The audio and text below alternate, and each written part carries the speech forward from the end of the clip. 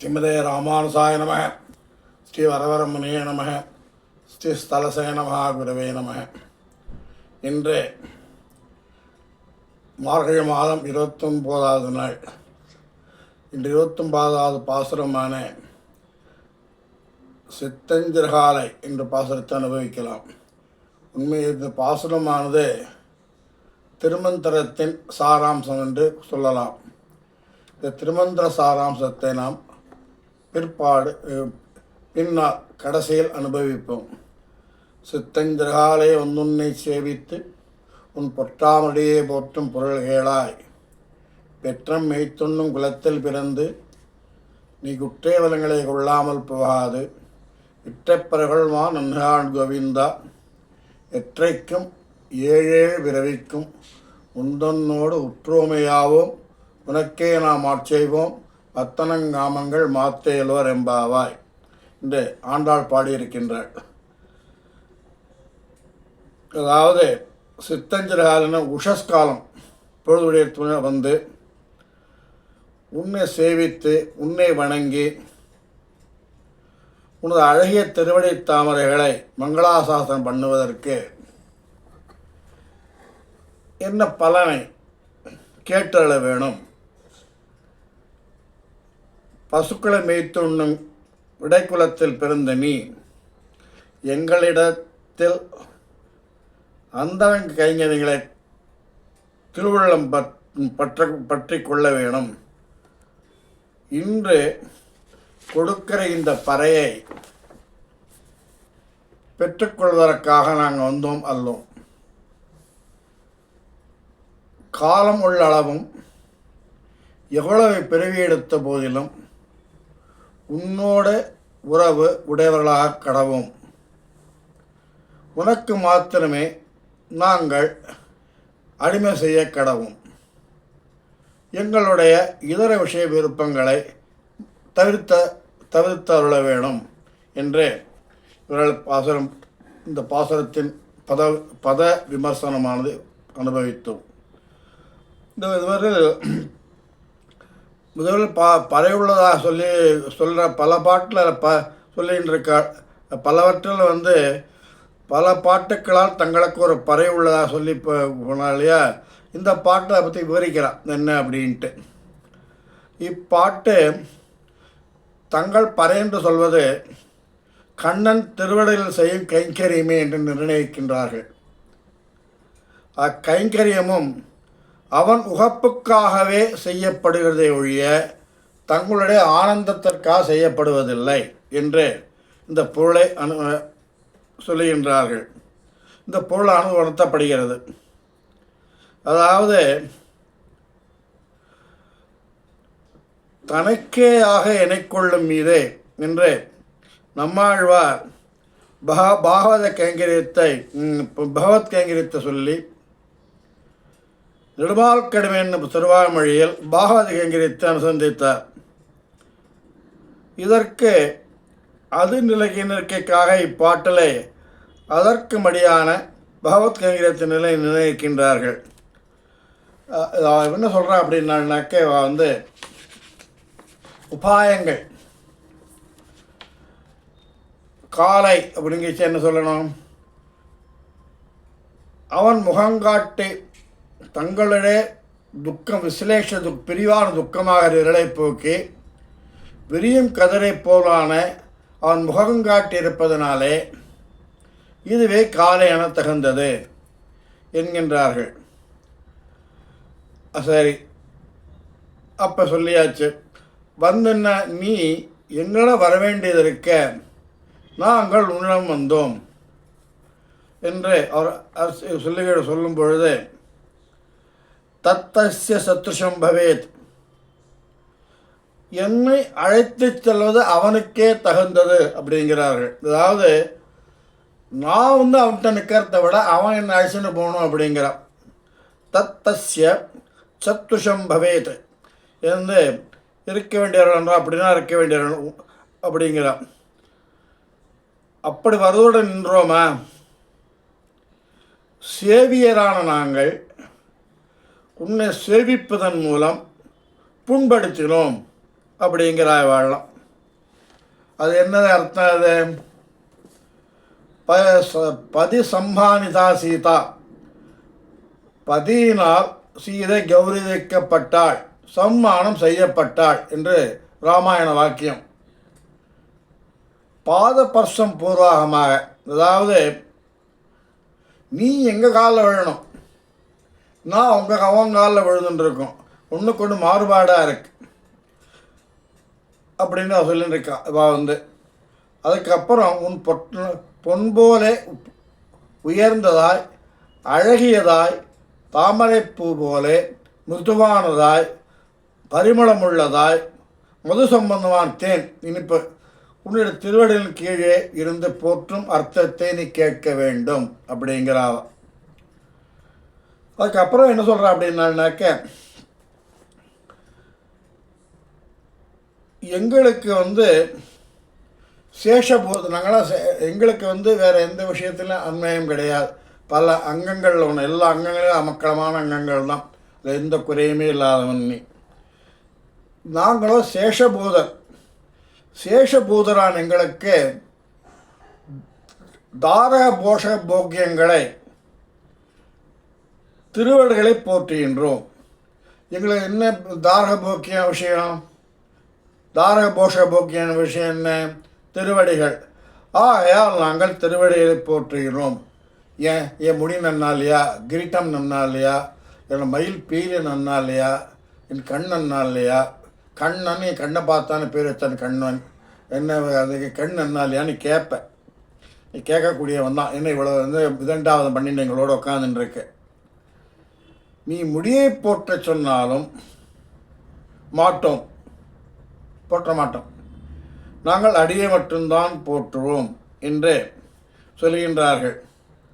அதாவது ராமாயணத்தில் ராமன் பட்டாபிஷேகம், லக்ஷ்மணா நீ யுவராஜனாக வேண்டும் என்று சொன்ன பொழுது அவன் என்ன சொல்லிட்டான்? இசையல்ல, முடிசூடுற அரசை நிறுத்திட்டு அடிசூடும் அரசியே பெருமாளுக்கு அபிஷேகத்தை அதையே வேட்டும் கேட்டான். அடி போட்டும்னா அடியோமோடும் நின்னோடும் பெருவிண்ணி 1000 பல்லாண்டேன்னு பெரியாழ பாடினபடிக்கு அடியார்களுக்கு எம்பெருமானின் திருவடியே வீடு, அதே பற்றக்கூடிய இடம், அதே தாரக போஷணதா தாம் தீர்க்கக்கூடிய மடு. இதுகளை விட்டு வேறாவது பிடிக்க முடியுமா? ஏராளும் மறையோனும் திசைமோனும் திருமகனும் கூறாளும் தனியுடம்பன் குலங்குலம்பா அசுரர்களை நீராகும்படியாக நிமித்து படைதொட்ட மாமா இங்கே வராத மணிமாமை குரவலமே அப்படின்ட்டு பாசுரல் போயின்னு இருக்கு. அதாவது ரஜஸ்தமஸ் பிரசுரர்கள் கூறு போட்டு கிடக்கக்கூடிய பக்கங்களாக நாங்கள் பார்க்கவே மாட்டோம் அப்படிங்கிறா. யார்?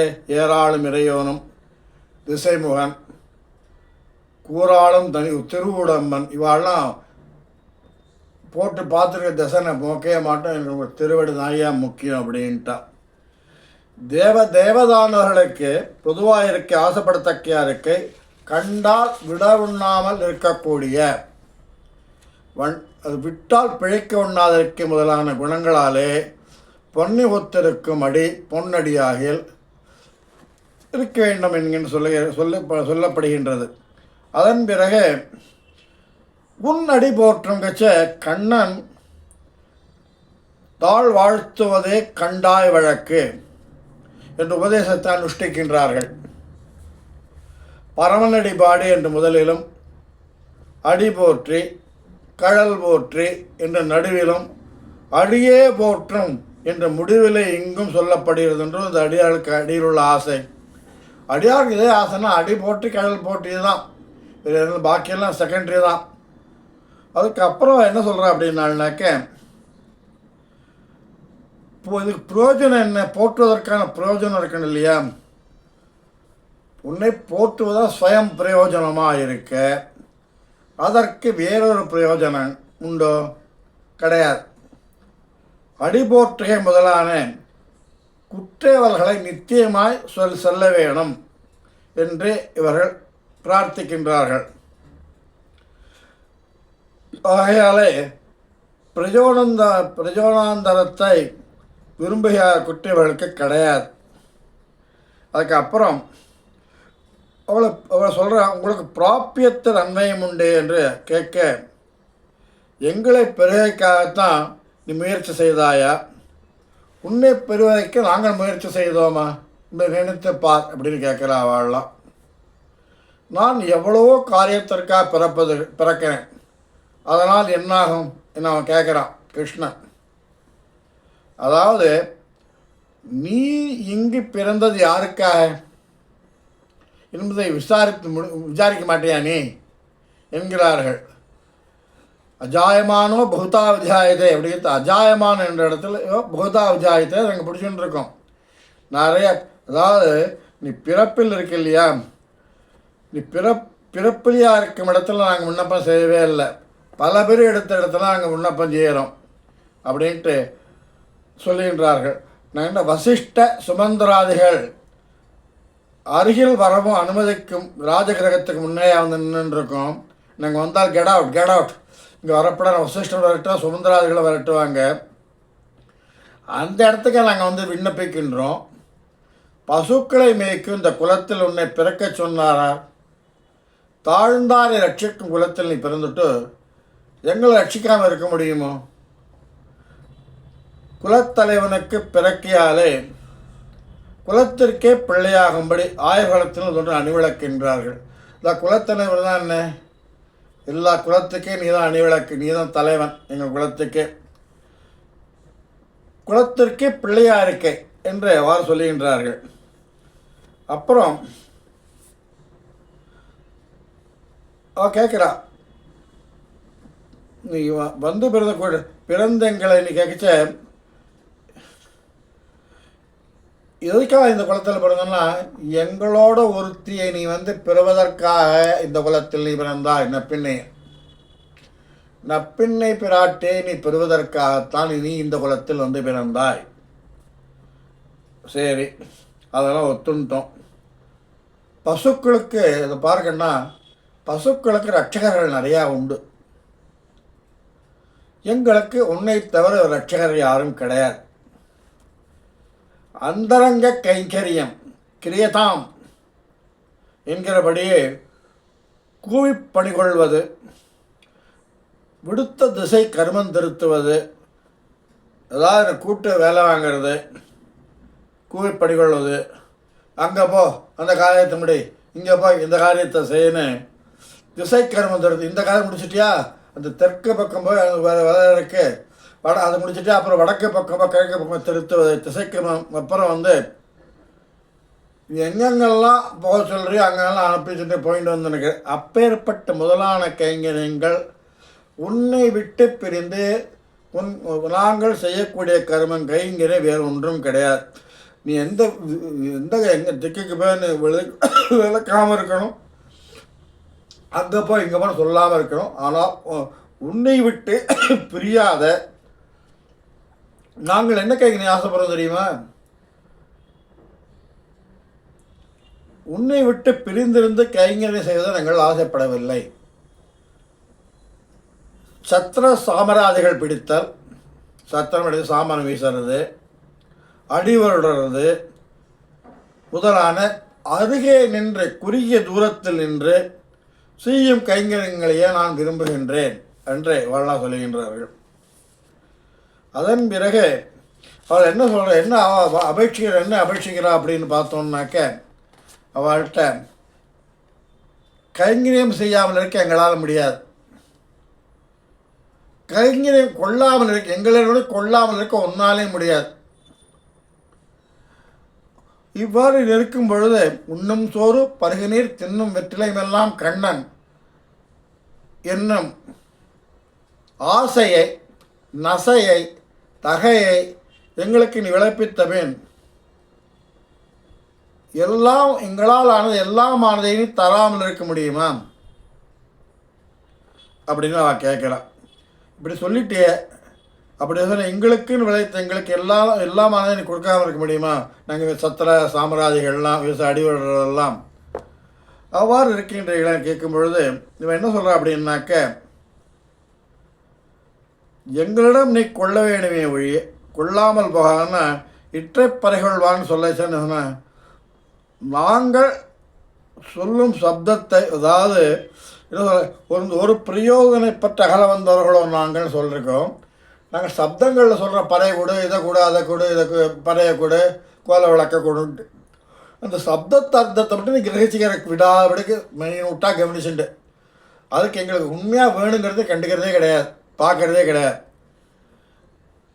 ஊராடுசதுக்காக நாங்கள் வியாஜியத்துக்காக ஒரு பறை கேட்டோம். அதனால் எங்களுக்கு அந்த பறை கிடையாது, அது உனக்கும் தெரியும். அதாவது கொள்வான் என்று எங்களிடம் நீ கொள்ள வேண்டுமே ஒழிய உன்னிடம் உன்னை ஒழிய வேறொன்றை நாங்கள் கொள்ளோம். எங்களுக்கு வேண்டியது நீ மட்டும்தான், வேறு ஒன்றுமே கிடையாது அப்படின்னு சொல்லின்னு இருக்கா. அவள்லாம் கேட்குற அபேட்சிச்சுன்னு இருக்கா.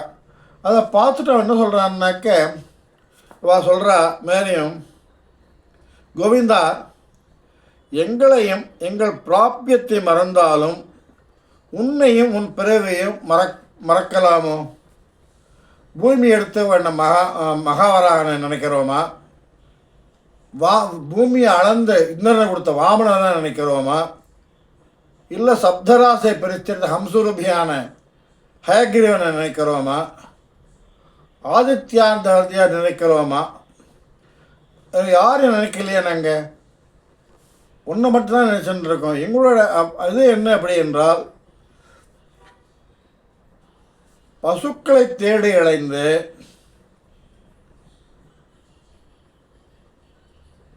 பசு அவர்களாக நீங்கள் வார்த்தை கேட்காமல் இருக்க வழி உண்டு. அவளை கூட்டு எனக்கு பிரார்த்திச்சோன்னாக்க ஹயகிரீவனையோ இவனம் இதையோ வராகனையோ வாமனையோ விசாரிச்சோன்னா, அப்பா நீங்கள் கேட்கலப்பா, அவளை தான் போய் வாங்கிக்கோ அப்படின்னு சொல்லிட்டு கம்னு விடுறது வழி உண்டு. நாங்கள் யாரை போய் கேட்கணும் தெரியுமா?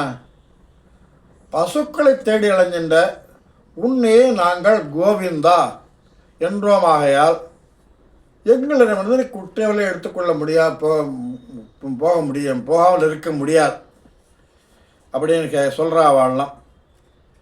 சரி, இன்றைய பறைக்கெல்லாம் அதாவது பறைக்கு ஊராரெல்லாம் கொண்டிருக்கும் பொருளை நான் கொண்டதற்காக கோவிந்தான் என் இழுகறி இது சொல்கிறீங்க. நீங்கள் விரும்ப குற்றதா இகழ்கிறீர்கள். நீங்கள் விரும்ப குற்றேவல் தான் என்ன, அதை சொல்லுங்கள் விவரமாக. இன்னைக்கு பொழுதான் நான் இந்த full day I spending I with you. நீ எது ஒன்றா சொல்லு, நீ எப்படி ஃபுல்லாக உங்களை இந்த டவுட்டெல்லாம் கிளியர் பண்ணாமல் நான் போகிற மாதிரிலாம் இல்லை அப்படின்னு சொல்கிறான். என்ன கேட்குறா அவ? கண்ணா, எற்றைக்கும் ஏழேழு பிறவைக்கும் இந்த ஒரு பொழுது மட்டும் இல்லை, இந்த உறவு இந்த பிறவியோட கழியறது கிடையாது. இப்பிறவியை போல நீ எவ்வளோ பிறவி எடுத்தாலும் அங்கெல்லாம் நாங்கள் உன்னை தொடர்ந்து வந்து அடிமை செய்ய ஒன்றோ நாங்கள் வேண்டுவது. பகுதா விஜாயது என்று வேதமும் பகுனிமே ஜன்மானி என்று நீயும் பல்பிறவி பெருமான் என்ற ஆழ்வாரும் சொன்ன அளவிட முடியாத அவதாரங்கள் தோறும் நாங்கள் உன்னுடன் பிறந்து உன்னுடனே இருந்து உனக்கே நாங்கள் நீ ஒன்றா பிறக்கிறியா, நான் உதா பிறக்கிறேன், நீ அப்படி பிறக்கிற, நான் இப்படி நீ எப்படியே பிறக்கிற, நீ என்னென்ன அவதாரங்களோ அதுக்கு வந்து உன்னோட கைங்கரியம் பண்ணணும் அப்படிங்கிறா. அதுக்கு என்ன சொல்கிறாள்னா, தேவதேகேயம் மனுஷத்தேவ மானுஷை தேவதேகேயம் மனுஷத்தேச்ச மானுஷி அப்படின்னு பகவான் தேவனாகும் பொழுது தேவதேகத்தை கொண்டும் மனுஷனாக பிறக்கும் பொழுது மானுடருவம் கொண்டும் பிராட்டி அவனுடன் கூட பிறக்கிறாள். அப்படிங்கிற போல நீ எந்த ரூபத்தில் எந்த பிறவில் எப்படி பிறக்கிறையோ, தேவனோ மனுஷனோ விழா பிறந்தாலும் நாங்களும் உன்னுடைய சேர்ந்து அதே பிரிவுகள் எடுத்துட்டு நாங்கள் கைங்கரியம் பண்ண வேண்டும் அப்படின்னு ஆசைப்படுகின்றார்கள். இவர்கள் அவ்வாறு கூறிக்கொண்டிருக்கும் பொழுது, சரிம்மா எல்லாம் ரொம்ப சந்தோஷமாக இருக்குது, என்ன சரி, அப்புறம் அப்படியா நம்ம பரமானந்தமான என்ன செய்யணும் அப்படின்னு கேட்டோம். நீ பரமதம் மேலே போனாலும் அங்கேயும் நாங்கள் உன்னை வந்து கைங்கரியில் தெரிய வேணும் அப்படிங்கிறான். நீ பிறக்கும் இடமெல்லாம் உனக்கு உறவினராக பிறக்க கிடவும். என்ன உறவு என்று விசேஷமாக சொல்லாமல் மாதா பிதா பிராத்தா சுக்ரத் பர்த்தா பந்து நன்மக்கள் முதலிய எல்லாவற்றையும் நீயே ஆக வேண்டும் என்கிறது. சரீரம் போல நீ எங்களை நோக்கும்படி ஆக வேண்டும் என்று அவா சொல்லின்னு இருக்கா. அதுக்கப்புறம் உற்றோமை ஆகுனா என்ன சொல்கிறதுக்குனாக்க, உறவுண்டானாலும் சில மாதங்கள் சில வருஷங்கள் பிரிந்திருந்த பிராட்டி பரதன் முதலாறு போல் இருக்கப்படாதான். அது கூட இல்லை. சீதா 10 மாதம் வந்து அசோகனத்தில் உட்காந்துட்டு இருந்தா. பரதன் வந்து உட்காந்து 14 வருஷம் திரு வந்த உடனே இந்த குஹனை தாண்டி அங்கே வந்த உடனே அந்த 14 வருஷம்னு பிரிஞ்சிருந்தான் பரதன். அதே போல் அங்கே மாட்டான், ஒத்துக்க மாட்டான். அந்த அந்த அந்த இதே கிடையாது. அந்த அதனால் நாங்கள் யார் போல் இருக்க வேண்டும் என்றால் இளைய பெருமாளைப் போல உன்னோடு கூடியிருக்க வேண்டும். உனக்கு ஒரு தீங்கு நேரிடலும் உன்னை விட்டு கணநேரம் பிரியிலும் நசத் சீதா தயாஹீனா நசாகம் என்றபடியே சத்தையை கொடுக்க வேண்டும் என்கின்றார்கள். நான் எவ்வளோ நான் பிறவி எடுத்தாலும் என்னை உறவினராக பிறக்கிறதால உங்களுக்கு தான் ஆட்சேபனை, உங்களுக்கு தானே அபிலாட்சையா அப்படின்னு கேட்குறான். உனக்கே நாம் ஆட்சேபம் அப்படிங்கிறா உட்காந்துண்டு. அதாவது உன் முகமலர்த்திக்காக ஆட்சேபம் தனக்கேயாக எனக்கொள்ளும் இதே உன் முகமலர்த்துக்கு ஆட்சேபம் எனக்கே கண்ணனை யான்கொள் தனக்கேயாக எனக்கொள்ளும் இதை எனக்கே கண்ணனை யான்கொள் சிறப்பே எம்மாவிடு தினமும். எம்மா வீட்டில் வந்து ஆழ்வார் பாடுறார். அப்படின்னாக்க பிராப்தி அப்படியே சேதனனுக்கு இவனுக்கு கைங்கரி செய்கிறதுல ஆசை இல்லையா, ஆனந்தம் இல்லையான்னு கேட்கச்ச, கைங்கரியத்தை கண்டு உகந்த எம்பெருமானோட முகமலர்த்தியை கண்டு ஏற்படும் ஆனந்தம் இவனுக்கும் உண்டு. இவனுக்கு கைங்கரியம் பண்ணுறான். அந்த கைங்கரியம் முகம் விகசிக்கிறது எம்பெருமானுக்கு. அந்த முகமலர்த்தை கண்ட ஆனந்தம் இவனுக்கும் உண்டு. அதாவது அந்த ஆனந்தமானது திருமந்திரத்திலும் துவயத்திலும் காண்டத்தில் நமசப்தத்தாலே கழிக்க சொல்லப்பட்டிருக்கிறது. அப்புறம் என்ன சொல்கிறா அப்படின்னாக்க, கோவிந்தா உனக்கே நாம் ஆட்சேபம் அப்படிங்கச்ச என்ன அர்த்தங்கள் என்ன சொல்லும் பொழுது, இவா வந்து நீங்கள் சரிம்மா இதெல்லாம் உனக்கே கோவிந்தா உனக்கே நான் ஆட்சேபம், குருவதாவது நீழ்குட கூத்தனுக்கு ஆட்சேபதே என்றெல்லாம் உங்கள் தகப்பனாக உபதேசிச்சிருக்கார். இதை தவிர நீங்கள் வேறு ஏதாவது கேட்குறீங்களா அப்படின்னு கேட்குறான். காமம் மாற்று, எங்களுக்கு ஏற்படக்கூடிய காமங்களை நீயே மாற்ற வேணும் அப்படின்னு சொல்கிற வாழலாம். சொல்லும் பொழுது அவன் கேட்குறான், கோவிந்தா அப்போ என்ன காமத்தை நான் மாற்ற வேண்டும், இவ்வளவுதானா அப்படின்னு கேட்குறான். எங்களுக்கு பரமபதத்தில் உள்ள பெருமாளின் சேவை தேவை கிடையாது. பரமபதனாயிடம் ஏற்பட்டால் காமம் ஏற்படுவான், அதை நீ மாற்ற வேண்டும். அதாவது பாவோ நான்யத்திர கச்சதி, என் நினைவு மற்றொரு இடத்தில் செல்வுகிறதில்லை, மற்றொன்றினை காணாவே. ஆழ்வார்லாம் பாடியிருக்கு. சிந்தை மற்றொன்றின் திறத்ததில்லா தன்மை அப்படி ஆழ்வார் பாடியிருக்கு. அச்சுவை வேண்டும் வேண்டேன் அப்படின்னு தொண்டர்படி ஆழ்வார் பாடியிருக்கு. கோவிந்தா மற்ற காமம் மாற்று அப்படிங்கிற இடத்துல வந்து கோவிந்தனாக இருக்க இல்லையா, அந்த இருப்பை எங்களுக்கு நிச்சயமாக இருக்க வேண்டும். எங்களுக்கு பரவத்தில் எங்களுக்கு அவ்வாறு இல்லாமல் நீ பரவத்தில் எப்படி இருக்கியோ அந்த இருப்பில் கூட எங்கள் மனசு செல்லாது. இந்த கோவிந்தனாக நீ எப்படி இருக்கின்றாயோ அந்த இருப்பு தான் எங்களுக்கு வேண்டும் அப்படிங்கிறா. அப்படி சொல்லச்ச, அதாவது நம் காமம் மாற்று ஏன் சொல்லணும்? நாங்கள் கையினை செய்யச்ச என்ன செய்வேன்னா, நீ கண்ணடிப்ப, சிரிப்பை எங்களை பார்த்து அந்த அழகு இருக்கு இல்லையா, எங்களை கைங்கரியம் செய்ய விடாமல் தடுக்கும். அந்த சேஷ்டையெல்லாம் பண்ணாபடிக்கு நாங்கள் ஏக சிந்தையனாய் கைங்கரியம் செய்யும்படி எங்களுக்கு அருள் செய்ய வேண்டும் என்கின்றார்கள். அதுக்கு அப்புறம் அது யார் மாற்ற முடியும்? நீங்கள் தான். அதாவது இவ்வாறு நாங்கள் கைங்கரியங்களை வேண்டுகின்றோம், அந்த கைங்கரியத்துக்கு ஈதாங்களை கொடுக்க வேண்டும். உன்னை தவிர எங்களுக்கு எந்த பரவத்தில் எங்கேயுமே எங்களுக்கு மனம் செல்லாது அப்படியும் சொல்லிகிட்டு இருக்கச்ச, ஓ அப்போ அதாவது நீ மாற்று நீ சொன்னாக்க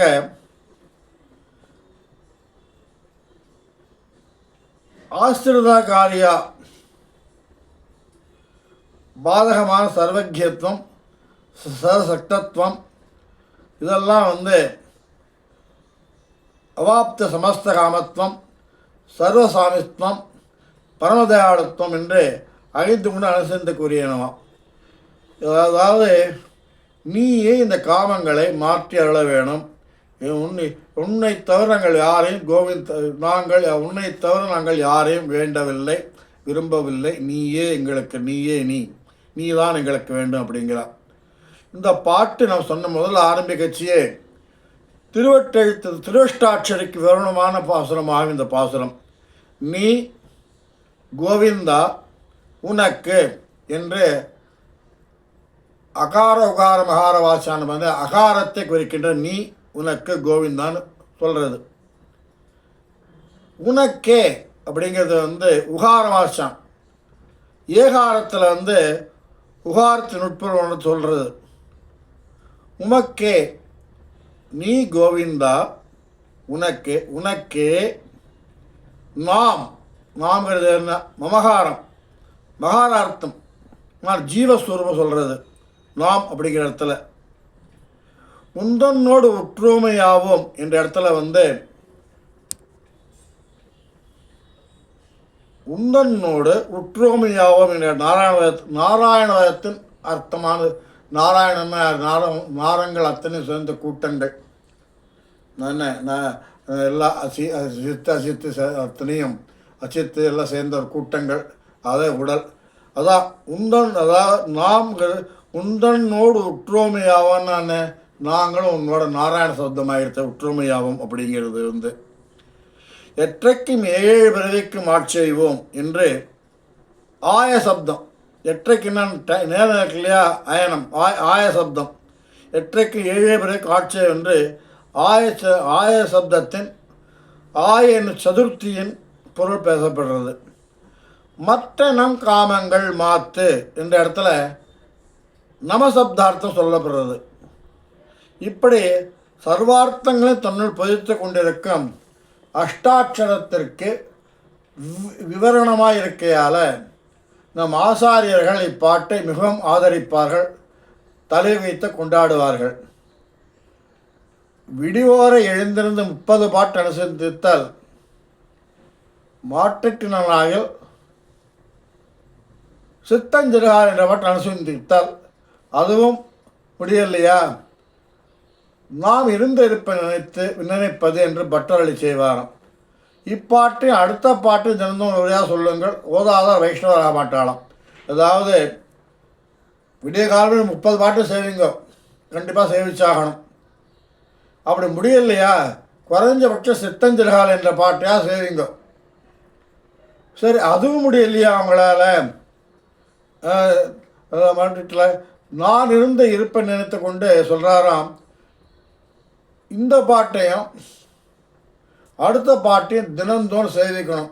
யார் சித்தஞ்சிறால வங்கக்கடை ரெண்டையும் சேவிக்கலைன்னா அந்த வைஷ்ணவன் கிடையாதுன்னு பட்டசாமி சொல்கிறார். இத்துடன் சித்தஞ்சிறால் என்ற 29 பாசுரத்தின் வியாக்கியானம் முடிந்தது. 4 வங்கக்கடல் கடையப்புறம் வங்கக்கடல் கடைந்த மாதவனை பார்க்க போகின்றோம். ஆண்டாள் திருவிடையிலே சரணம். ஆழ்வார் எம்பெருமானார் ஆசாரியர் ஜீயர் திருவிகளை சரணம். ஜீயர் ஆசாரியர் திருவிகளை சரணம். அடியன் காரப்பங்காடு இளங்காடு ஸ்ரீனிவாச ராமானுஜதாசன்.